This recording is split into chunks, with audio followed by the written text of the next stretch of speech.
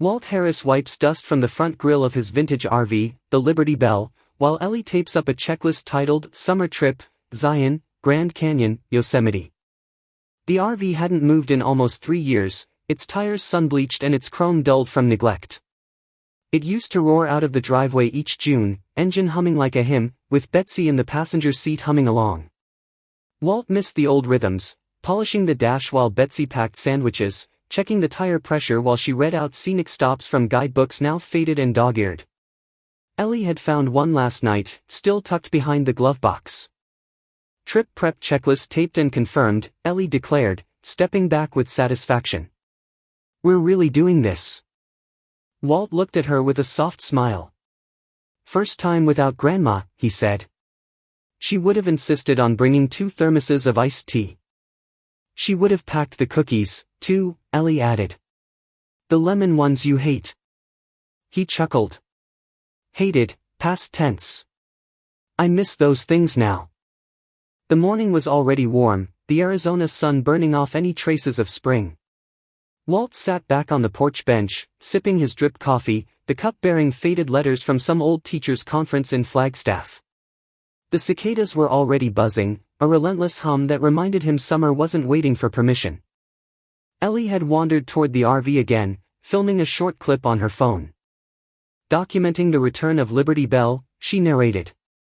June, 2023. Grandpa says it's the start of a new tradition.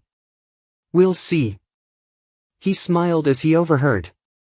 She had her grandmother's instincts, always cataloging, always noticing. "Ready to help me check fluids?" he asked. "Ready to get my hands greasy," she said, flipping her braid over one shoulder and pocketing her phone. They popped the hood. Walt checked the oil, Ellie refilled the windshield fluid. They found 3 old souvenir pins from past trips stuck in the carpet under the driver's seat: Zion, Crater Lake, Death Valley. Ellie held them up like rare coins. "Wow," she said. "This RV's like a museum." "Living history," he replied. A few neighbors strolled past. Old Mr. Dietz nodded politely. Mrs. Johansson waved from her walker but gave a second glance to the Liberty Belle, lingering just a moment too long. "You think they remember our road trips?" Ellie asked. Walt shrugged. "Some of them do. Some of them prefer we forget." Just then, a precise set of footsteps tapped down the walkway. Martha Klein, president of the Sagebrush Springs HOA, crisp as ever in beige linen and modest heels, approached with a folded paper in hand. Her expression was unreadable, except for a slight pursing of her lips. "Morning, Walt," she said curtly, placing the note gently on the porch table. "Just a reminder. HOA guidelines." "Good morning, Martha," he replied calmly, not touching the paper. She adjusted her sunglasses. "Have a pleasant weekend." Ellie waited until she was out of earshot. "What's it say?" Walt unfolded the notice. "Reminder, no RV parking beyond 24 hours. Page 3, Section 5B. She always has perfect timing," Ellie muttered. "We're leaving Sunday," he said, folding the paper again and placing it beneath his coffee mug. "No harm done." He took another slow sip of coffee and looked across the street. Martha was still standing there, clipboard now in hand, glancing between her notes and the RV. Her pen scratched something quickly across the top sheet. Inside the RV, Ellie had rolled out the new road map. Together they flattened it on the dashboard, tracing their intended path through the canyons and valleys of the West. Walt's finger paused over the dot marked Zion. "She always loved the red rocks," he said softly. Outside, the cicadas screeched louder. Walt looked up again. Martha was walking back toward her front porch, clipboard tucked under her arm, lips tight. He caught a whisper, barely audible as she passed his mailbox. "Violation pending," she muttered, as she walked away. At dawn, a tow truck rumbles into the cul-de-sac. Walt steps outside in slippers just in time to see the Liberty Belle hooked and pulled away. The street was bathed in soft desert gold, the kind of morning light that made everything seem gentler than it was. But the groan of steel and the jolt of reality shattered any hope of peace. The Liberty Bell, his and Betsy's old companion, looked almost bewildered being dragged away by a flatbed truck that clearly didn't belong in the quiet order of Sagebrush Springs. Walt hurried down the driveway, the gravel biting through his slippers. "Hey! What the devil's going on here?" The driver, a man in his 40s with mirrored sunglasses and the kind of expression that said, "Don't ask," didn't stop winching. He handed Walt a clipboard without looking at him. "Order to tow. Violation of HOA regulations."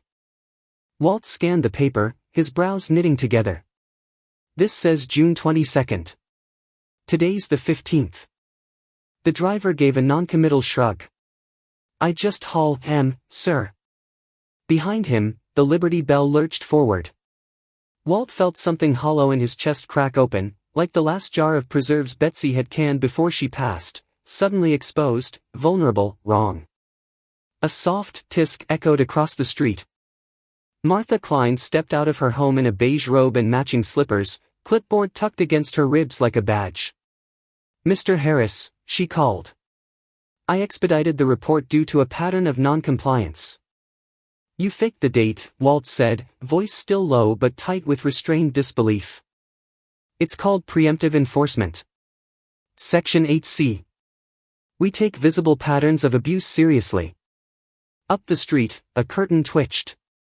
Ted Kim stood quietly on his porch, arms folded. His wife Louise hovered behind him. A phone was in Ted's hand, tilted slightly, recording.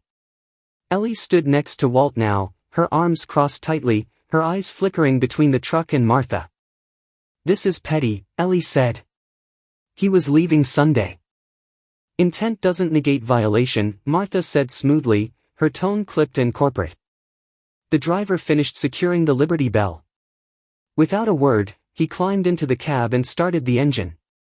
It roared like a wounded animal as it pulled away. Walt stood motionless until the rear lights of the truck vanished around the corner. Back inside the house, the silence hung thick.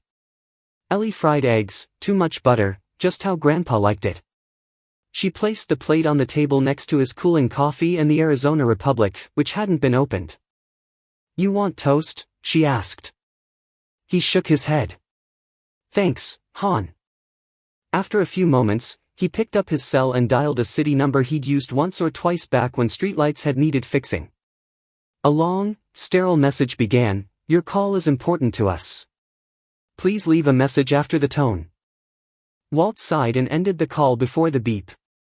"I'm going to talk to people," Ellie said. "Neighbors. I want to know if anyone else got warned." "You don't have to." "I want to." Outside, the sun had risen higher, casting shorter shadows now, brighter light. Ellie moved from porch to porch, her notebook in hand, pen uncapped and ready. She spoke to Mrs. Johansson, who only shook her head and muttered, "No one asked me." Mr. Dietz said, "Martha's the rules lady. We just nod and smile." Ellie scribbled furiously. Ted Kim said nothing but gave her a copy of his phone video on a flash drive. She returned home mid-morning, her cheeks pink with heat and frustration. At the kitchen table, she flipped open her spiral-bound journal and wrote, "This feels wrong. This feels like she's hiding behind rules she doesn't even follow." A few minutes later, she returned with a printed packet, the HOA bylaws. She sat across from Walt, circling clauses in red. "Look. Section 5B says violations must be issued after a 48-hour grace period. And here, Section 7, requires neighborhood vote before enforcement escalation." She broke their own rules, Ellie said, eyes burning. Walt looked at the circled sections, the red ink sharp against the plain type. His jaw worked quietly as he considered something. He stood, walked into the living room, and pulled out an old address book from the drawer under the lamp Betsy used to read by. He flipped through the names, paused at one, then slowly picked up the phone. "Ben," he said into the receiver. "I need a favor." Ben Harris, Walt's son, arrives carrying a leather briefcase, sleeves rolled, and says, "Let's see what HOA forgot to read." The living room had transformed overnight. Walt's recliner had been pushed aside, replaced by the card table Betsy once used for sewing patterns. Now it was HQ, covered in manila folders, highlighters, HOA printouts, and a legal pad already half filled with Ben's firm, slanted handwriting. The morning sun streamed through the slatted blinds, throwing diagonal shadows over a mug that read, "World's Okayest Lawyer." Ben sat down without much ceremony, thumbing through the printout Ellie had handed him earlier. "This clause here," he said, tapping the page, Section 9F, Towing Enforcement, explicitly states that board approval is required for any vehicle over 12 feet in length. He glanced up. "Remind me again how tall the Liberty Bell is?" 13.6, Walt said, without hesitation. "Cleared the Eisenhower Tunnel by 2 inches in 98. Ben whistled softly. "Then she towed you illegally." Ellie leaned over his shoulder, watching the legal maze unravel. "So, they skipped a step. They skipped 5. He flipped a few pages. No recorded vote, no public notice, and the website still lists the RV policy as under review. She slid a paper toward him. "I screenshotted that this morning. Time-stamped." Ben grinned. "Good girl." Walt stood by the window, arms crossed, watching as a few neighbors passed by on their morning walks. More than a few slowed down, offering discreet nods or silent thumbs up. Word was spreading. "They like formalities," Ben said, reaching into his briefcase. "Let's give them formal." He pulled out a fresh sheet of thick bond paper, loaded it into Walt's old inkjet printer, and clicked open a template on his laptop. The letterhead read: Sagebrush Springs Homeowners Association. Compliance Inquiry, Article 9F. ATTN, Board Review Committee. "You're using their logo?" Ellie asked, eyes wide. "They love their brand," Ben said. "Let's remind them what it's supposed to mean." The letter was short, factual, polite, and devastating. It cited internal contradictions in the HOA enforcement process, referenced Arizona HOA statutes, and requested a full accounting of board actions over the last 90 days, including financial audit records. "I'm also filing a request under the Arizona revised HOA statutes," Ben added, "for discrepancies in fee collection and board expenditure approvals." Walt chuckled. "Bet they didn't see this coming." "That's the idea." Ellie, now fully invested, asked, "Can I help write something too?" Ben looked at her. "What did you have in mind?" "A know your rights sheet," she said, her voice gathering confidence. "Simple terms. Bullet points. We hand it out or email it to the neighbors." Ben nodded. "Perfect. Use their tone, firm, neutral, no emotion. Just facts." Later that afternoon, Walt walked the letter down to the HOA mailbox near the clubhouse. He wore his best button-down shirt and khakis, the kind Betsy used to iron for special occasions. Ellie joined him, carrying a copy of her rights summary tucked under her arm like a pamphlet from another kind of campaign. Back at the house, Ben poured iced tea into 3 mismatched glasses, slicing lemon into thin half-moons the way his mother used to do. The 3 of them sat on the porch in relative silence. Ellie looked relaxed, her eyes brighter than they had been in days. "Thanks for coming," Walt said quietly. Ben glanced at him. "You sounded different on the phone. Like you were ready to fight." "Maybe I am." Ellie smiled faintly. "Guess we're all learning new things." They didn't hear back from Martha until the next morning. An email arrived addressed to Mr. Harris and Affiliates. The tone was clipped, the sentences carefully vague. Any further communication must go through official HOA channels. "Thank you. M. Klein." No mention of the audit. No reference to the letterhead. No explanation for the tow. Walt read it twice, then slid the laptop aside. "She's rattled." "Means we're onto something," Ben replied. Just then, a knock came at the door. Ted Kim stood outside, holding a USB drive and wearing a cautious smile. "You might want to see this," he said. "My security cam caught everything." Smoke rises from Walt's backyard grill. Neighbors trickle in with foil trays and folding chairs, trading cautious smiles beneath patriotic banners. The scent of mesquite and barbecue sauce drifted down Sagebrush Lane, stronger than the HOA's silence and far more inviting. Walt stood behind the grill in his red apron, faded but proudly embroidered with Harris Barbecue Pitmaster 1987. A line of foil-covered pans stretched across two sawhorse tables, potato salad, deviled eggs, cornbread, and enough coleslaw to feed a marching band. The American flag fluttered against the sun-bleached fence. Kids darted through the yard with sparklers and paper hats. Ellie had hung small banners between the trees, red, white, and blue triangles cut from last year's leftover scrapbook supplies. There was no sign of Martha today. Instead, neighbors came one by one, not in a rush, but with that slow, testing hopefulness that comes when rules are bending and people wonder what happens next. Tanya arrived with a tray of lemon bars, her toddler on her hip and a tightness in her jaw. She nodded at Walt, then gravitated toward Ellie's folding table beneath the patio umbrella. The makeshift HOA Right station was stocked with neatly stacked pamphlets printed from Ben's office, a sign that read, "No before you owe," and a bowl of red licorice. "Do we take one?" Tanya asked. "Take 3, Ellie said, offering a smile. "And there's sun tea inside if you're thirsty." Ted and Louise Kim arrived with watermelon slices chilled in a cooler, Ted holding a small Ziploc full of USB drives. "I made extras," he said quietly, slipping one to Ben. "From 3 angles." "Good man," Ben replied. Louise patted Walt's arm. "I haven't seen this many people in one yard since Betsy's 70th. Walt smiled gently, his eyes scanning the mingling crowd.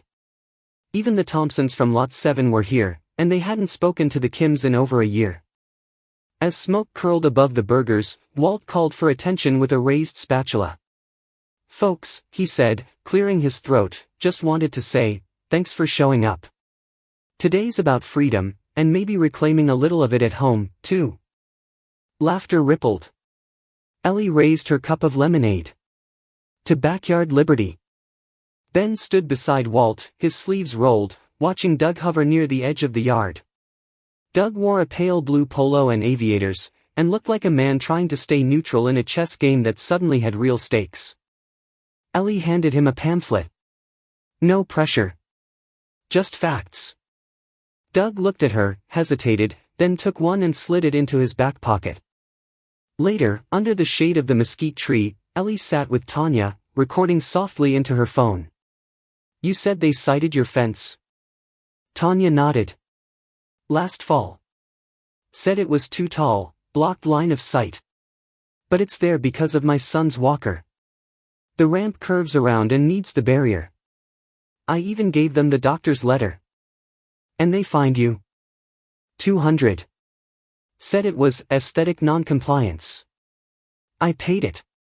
Didn't want the fight." Ellie frowned, scribbling into her notebook. "That contradicts ADA access. That's a real issue." "I didn't know I had any power to push back," Tanya said, voice quiet. "Until now." At sunset, the yard glowed with strings of warm bulbs draped between trees. Neighbors stayed longer than expected, telling old stories. Mr. Delaney from Lot 12 talked about the time the HOA fined him for his porch light being too bright. He was recovering from cataract surgery. Someone else mentioned a $2,100 charge logged as office chair upgrade. "No chair's worth $2,000, Walt muttered. Fireflies blinked in the dusk as families packed up.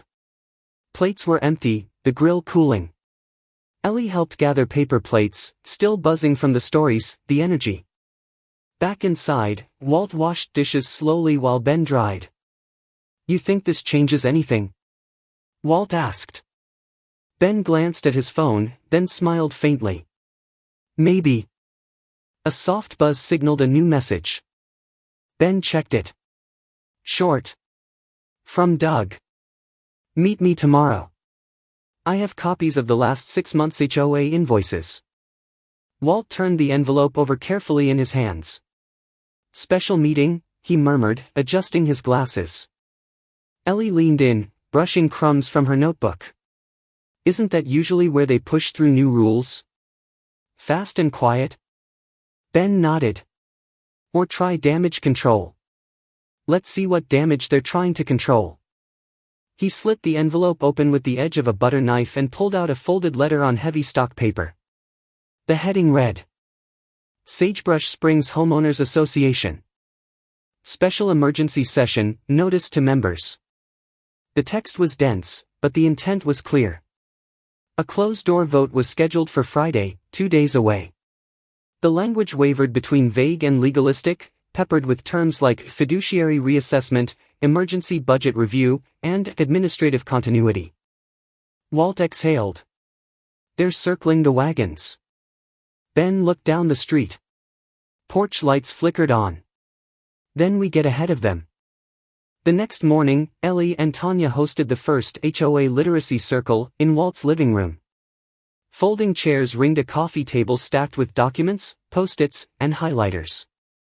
Half a dozen neighbors sat with mugs in hand and brows furrowed, flipping through HOA bylaws like they were studying for a civics exam. Ellie stood at the whiteboard, borrowed from Ted's garage, scribbling. 1. What is fiduciary duty? 2. Where does our money go? 3. How do we request a recall? Walt passed out fresh-baked muffins. Think of it like jury duty, but for your own street. Ben prepared a briefing packet. We'll challenge the meeting's legality if they don't disclose the full agenda. Under Arizona statute, members must be informed at least 48 hours in advance, without ambiguity. Linda from the diner raised her hand. Can we wear matching shirts? I like teal. Ellie grinned. Let's win first. Then we design uniforms. As the session wrapped, Ellie handed out summary sheets, 2-sided, 12-point font, easy on the eyes. Tanya added tabs for senior neighbors who preferred color-coded sections. At twilight, Ted dropped by with more USBs, this time including archived security cam footage from HOA's mailbox area. They backdated the meeting notice, he said. Envelope timestamp is yesterday. Notice says it was posted Monday. Ben nodded. That's fraud. Ellie updated her notes and added a new page to the packet, evidence of procedural misconduct. Meanwhile, at her home, Martha paced. Her voicemail blinked red, for missed messages. She scrolled past a text from Doug. I'm voting my conscience. Don't call. In the quiet, her eyes drifted to the corner of her office where the new ergonomic chair sat like a throne. The invoice fluttered beside it, and for the first time in years, Martha Klein felt something new brewing in her bones. Not control. Not pride. Something colder. Fear. The community center buzzed with low murmurs and the scraping of folding chairs against the linoleum floor. Fluorescent lights flickered overhead, casting a pale yellow haze over the makeshift hall. Patriotic bunting from the 4th of July sagged over a dry erase board marked Emergency HOA Meeting in bold red letters. A coffee urn hissed in the back, surrounded by styrofoam cups and a mismatched pile of powdered creamer packets. Walt adjusted his BOLO tie and walked in with Ben and Ellie beside him. Ben held the red accordion folder close to his chest like a chess player with one final move. Ellie carried a laptop bag, her stride steady despite the hush that swept over the room. About 30 residents filled the space, many of them retirees in polos and orthopedic shoes, their eyes darting from the trio to the front podium. Martha Klein stood under the harsh lights in a pristine navy pantsuit, clipboard balanced like a weapon. Doug sat a few chairs away from her, unusually quiet, his glasses reflecting the projector screen even though it wasn't turned on yet. Nancy and Raj, the two other board members, exchanged whispers behind their paper agendas. Officer Carla, the sheriff's community liaison, stood near the door, arms crossed, eyes watchful but relaxed. She offered a nod as Ben passed. Martha cleared her throat and tapped the microphone. This meeting is convened to address rumors and dispel misinformation regarding HOA policies and actions. I trust we'll proceed with decorum. Ben stepped forward, placing the red folder on the table with a firm thud. Then let's proceed with facts. He opened the folder and slid out printed reports, invoices, and annotated bylaws. Ellie pulled out her laptop and plugged in the projector while Tanya dimmed the lights. The first slide lit up, a high-resolution scan of an expense report. Line item, Wellness Retreat Consulting Fee, $3,200. Paid in full from HOA discretionary funds. Audible gasps rippled across the room.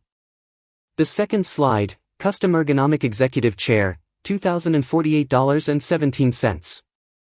The third, a snippet from the HOA bylaws. Highlighted in yellow, it read, all expenditures exceeding $500 must receive board approval by vote and be recorded in the monthly minutes. Doug cleared his throat and rose. After February, I was no longer invited to finance committee meetings. I wasn't consulted on these transactions. Martha shook her head, lips pressed tight. Doug's recollection is unfortunately mistaken. Decisions were made efficiently. Ellie clicked to the next slide. A March 3 email from Martha to Nancy and Raj, subject line, Finance Streamlining. The body of the email read, Doug will no longer receive financial correspondence. It slows things down. A few neighbors shifted uncomfortably in their seats. Someone muttered, that's not how votes work. Tanya stood. I filed a complaint in May about a cracked sidewalk. Instead of a repair, I got cited for having a solar flamingo in my yard. Martha's voice rose. We're here to discuss facts, not personal grievances. Ben remained calm. This audit is built entirely on documents submitted to the HOA and public records. No speculation. Ellie clicked again. The screen displayed a block quote in large type, the rules are what I say they are. Below it, Martha Klein, HOA meeting, April 12. The room fell silent. Walt stood slowly, resting both hands on the table. I've lived here 32 years. Raised kids, buried a wife, paid my dues. This isn't about lawns or holiday lights. It's about respect. For neighbors. For fairness. Officer Carla stepped forward. I've seen enough to suggest a review by the State HOA Oversight Committee may be in order. Nancy glanced at Raj, then stood. I move to suspend Martha Klein pending an independent investigation. Raj raised his hand. Seconded. Dozens of hands followed. Murmurs turned into calls for a revote, for clarity, for change. Martha didn't speak. She closed her clipboard slowly, then walked out, high heels tapping evenly until the doors thudded behind her. Ellie leaned over and whispered to Ben, she's not done. Ben's expression didn't change, but his fingers tapped the folder once. Neither are we. Walt starts the Liberty Bell's engine for the first time in weeks. The quiet rumble draws eyes from porches up and down the street. The sound is steady, low, almost nostalgic. Ellie stands beside him in a faded Route 66 hoodie, hands tucked in the pocket, a grin tugging at the corners of her mouth. She glances up and down the cul-de-sac, watching curtains shift and heads lean forward with cautious curiosity. 2 days earlier, Walt had marched down to the HOA office, form in hand. He requested in perfect compliance, permission to park an RV for loading for no more than 48 hours. He even added a sticky note, just like the bylaws say. Now, the Liberty Bell gleamed under the morning sun.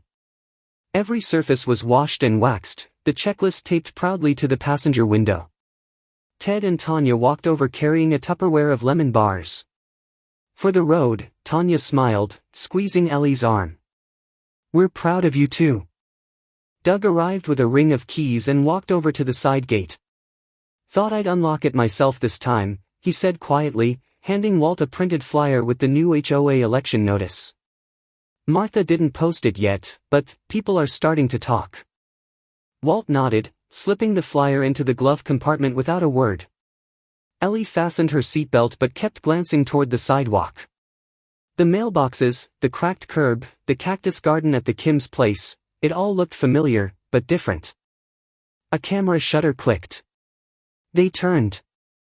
Martha stood on her porch, iPad in hand, snapping photos from beneath her sun hat. This isn't approved loading, she snapped. You're staging an event. Without missing a beat, Ellie reached into the glove box and pulled out the HOA printout. Section 5.2b, she read aloud, walking the paper over to the sidewalk, up to 48 hours allowed for recreational vehicle staging. Highlighted in yellow. Would you like a copy? Martha blinked once. The iPad lowered. I'll be reporting this, she muttered, retreating behind her door.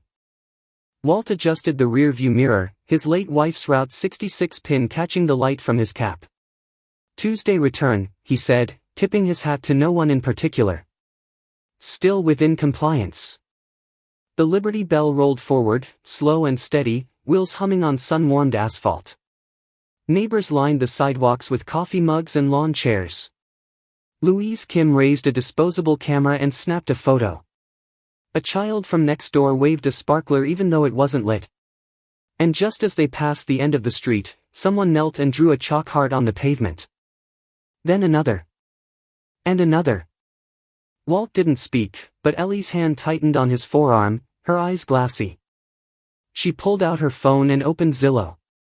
Her thumb hovered, then tapped refresh. A red, pending banner now sat beside the photo of Martha's beige Colonial. Ellie looked up from the screen and whispered, "She's not staying." Weeks later, the HOA community bulletin board gleams with new flyers, recipe swaps, potlucks, and one big poster, "Know Your HOA Rights," posted by Ellie. A light September breeze rustled the corners of the posters, some held in place by sunflower pushpins, others by strips of blue painter's tape. The harsh red citation slips were gone, replaced by pastel invitations and hand-drawn doodles. Beneath the new coat of white paint, you could still faintly see where the old violation notice signs once hung, like a ghost town painted over with fresh life. Ellie adjusted the folding chairs one more time before the first neighbors arrived. She had made a quick sign-in sheet and clipped it to a clipboard, even adding a column for snack allergies, just in case. A table held a pitcher of sweet tea, a lemon bundt cake from Tanya, and a bowl of butterscotch candies in their crinkly yellow wrappers. Ted came in carrying a cardboard box with a portable projector balanced on top. "Forgot how heavy this thing was," he muttered, setting it down with a huff. Tanya followed close behind, brushing cinnamon sugar from her hands. 12 RSVPs, she chirped. "More than we ever got for budget meetings." Doug stood off to the side, arms crossed, a slight smile tugging at his lips. "We've cleared the last of the audit files," he told Ellie, nodding. "New board elections are scheduled. Transparent process. No more closed doors." He glanced at the bulletin board, then back at her. "You did this." The room filled slowly. Some faces were familiar, Louise with her floral tote, Mr. Chambers from down the block who always wore suspenders. Others were new, tentative. A young couple sat near the back, whispering and pointing at the projector setup. Ellie took a breath and stepped to the front. "Hi everyone. I'm Ellie. Thanks for coming to the first HOA Literacy Circle. It's not as boring as it sounds, promise." A few laughs broke the room's hush. Ellie clicked the remote, and the first slide glowed onto the wall, "Understanding Your Rights, and the Power of the Bylaw." Somewhere near the end of her third slide about special assessments, the door creaked open. Walt walked in, dust on his boots, smile easy and quiet. Ellie's breath caught for a moment, but she didn't miss a beat. Walt took a seat near the back and gave her a slow, proud nod. After the presentation, people lingered. Neighbors talked over coffee in styrofoam cups, exchanged ideas for a community newsletter, even debated which movie to show at the next Friday screening. Doug put up 2 new flyers: Community Movie Night, Vote for Your Favorite, and Join the Desert Garden Club, Planting this Fall. Ellie stepped outside and found herself near the bulletin board again. She ran her hand gently over the surface, then spotted a weathered corner of something older poking out beneath a flyer for pumpkin carving. It was a faded, citation warning slip. Without a word, she peeled it off and folded it into her back pocket. Just across the street, Martha's old house stood with the porch light off and a moving truck backed into the driveway. A young man stepped out holding a houseplant, his partner directing with a clipboard. They waved politely. Ellie waved back. Walt joined her on the sidewalk. He looked up at the clear sky, then down at her with a soft smile. Your grandma would have loved this. Change doesn't always come loud, but it does come. As neighbors linger to chat, Ellie checks her phone, an email from the State Youth Journalism Essay Contest, finalist notification. The Liberty Bell's quiet rumble may have faded down the street, but the sound it left behind echoed deeper, a community no longer afraid to speak. What began with a single citation turned into a neighborhood rediscovering its voice, one rule and one neighbor at a time. When people come together, not to shout, but to listen and question kindly, real change begins. Like a front porch light left on after dusk, it takes just one steady glow to remind the whole block they're not alone. Maybe the next time someone posts a rule on the bulletin board, it'll come with a smile and a slice of pie.